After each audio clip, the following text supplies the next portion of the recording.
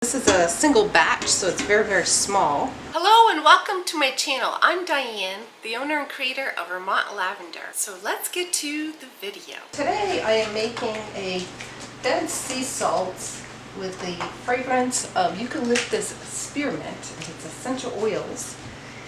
And my lye solution is 85 and it's nice and clear. I've already added the dead sea salt to it. And then my oils are 85. So they are soaping, I am soaping cool. So I'm going to add the lye solution to my oils here. And I don't have many oils because this is a single batch, so it's very small.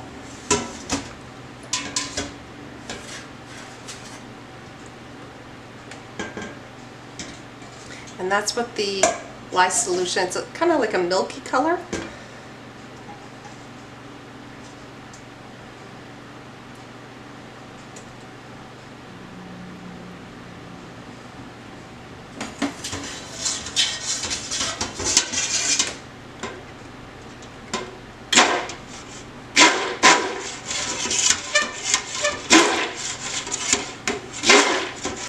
Definitely very fine, and that's what the dead sea salt is anyway, so there's no chunks in there.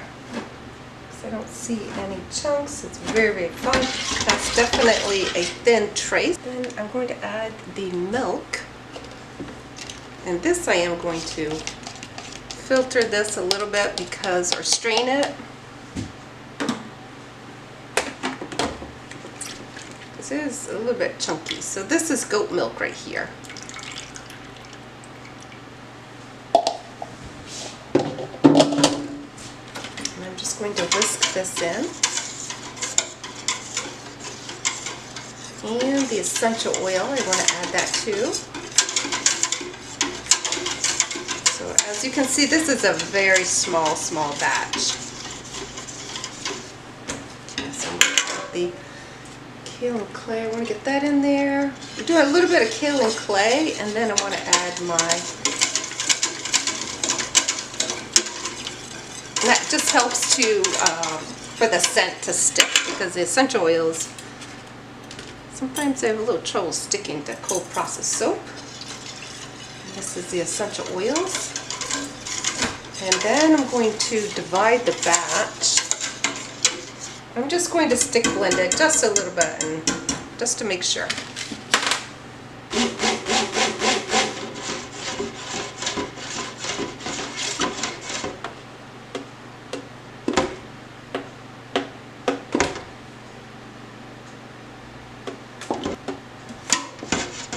I just want to make sure it's that trace.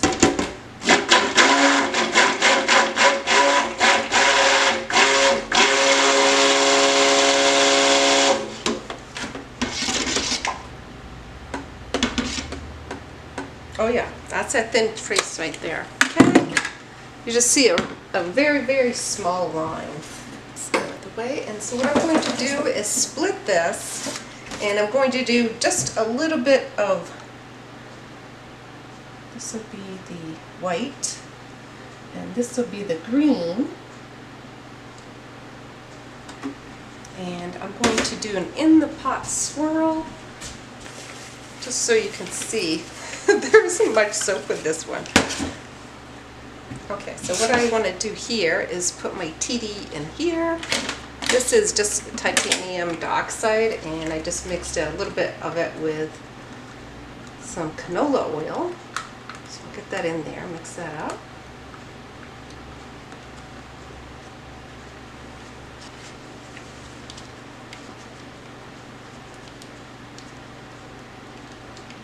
And then I have this is hydrated chromium oxide, so it's hydrated, yep. So this is hydrated chrome oxide, so I like the color better than the chromium. It's a little bit of an evergreen color to it is what it makes me think of. And this is blended with canola oil also. So these are all set. It makes a beautiful color. I want that to represent the eucalyptus. spearmint. It smells beautiful.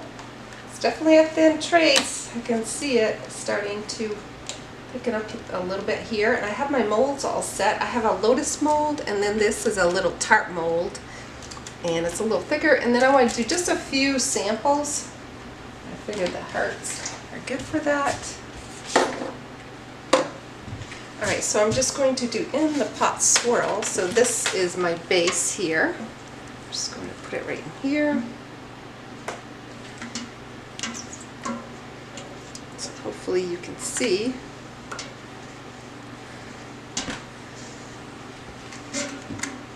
To get all of this out.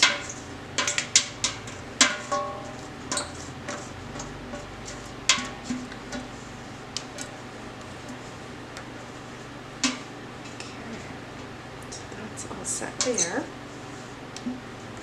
Right. Then I'm just going to pour my white in here. So this is the white.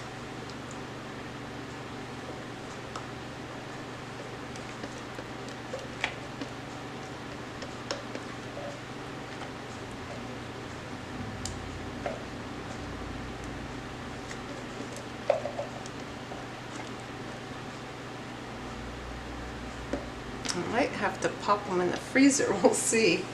Because goat milk and the lye get pretty hot sometimes.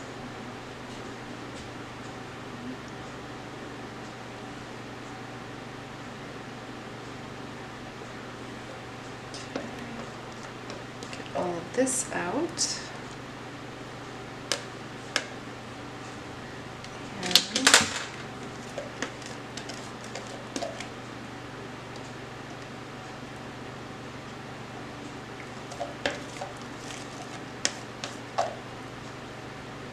It smells beautiful. Of course, eucalyptus spearmint is a beautiful color. Beautiful scent.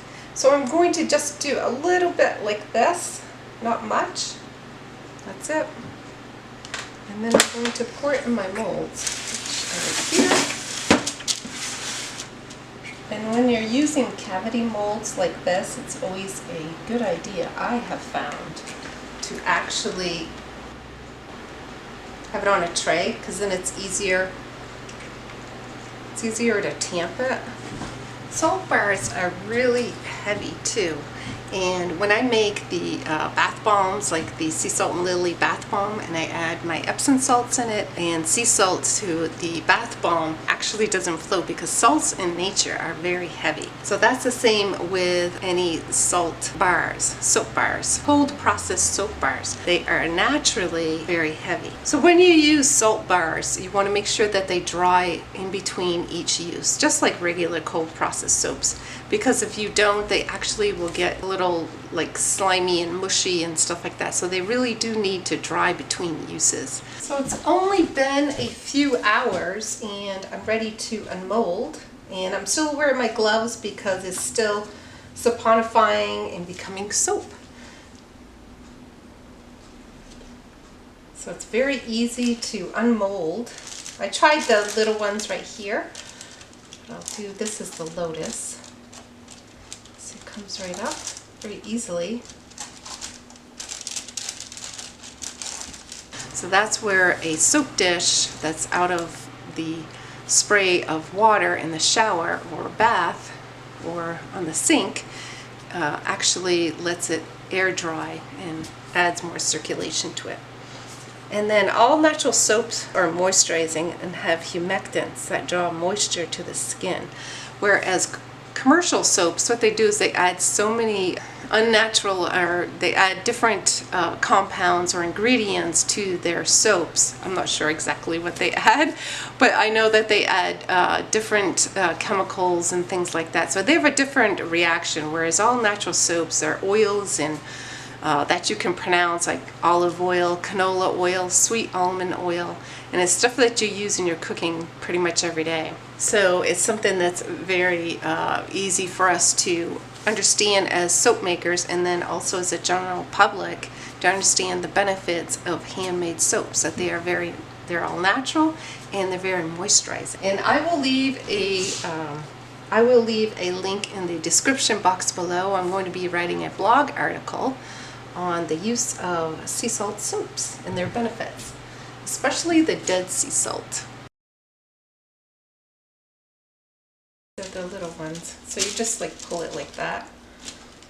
And I'll shave off these little edges. Probably do that tomorrow. But these make nice little samples. Still a little soft right there. Make nice little samples to give out to my customers. And I'll trim up all these edges if I need to. I'm not sure I will on these little sample ones, but we'll see. If it needs it, I'll do it. But I think the Lotus really came out well. I'm very, very happy. So I think this experiment went well, and I can't wait to try these soaps. And like I said, I've used Dead Sea salt soaps before, and they're just beautiful. It is a luxurious soap, and it's non-drying. It's very, cleans you really well. It's moisturizing. So something new that I want to try as a soap maker is some cold process soap making, that sea salt soap bars. So thank you for joining me today. If you like this video, please give it a thumbs up. And I do have another video, Pink Himalayan sea salt spa bars.